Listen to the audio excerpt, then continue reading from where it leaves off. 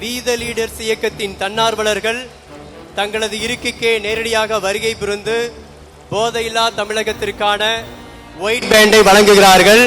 தயவு கூர்ந்து தங்களுக்கு வழங்கப்படும் ஒயிட் பேண்டை தாங்கள் வாங்கி பத்திரமாக வைத்துக் கொள்ளவும். அதை அணிவதற்கான அற்புதமான தருணம் காத்திருக்கிறது.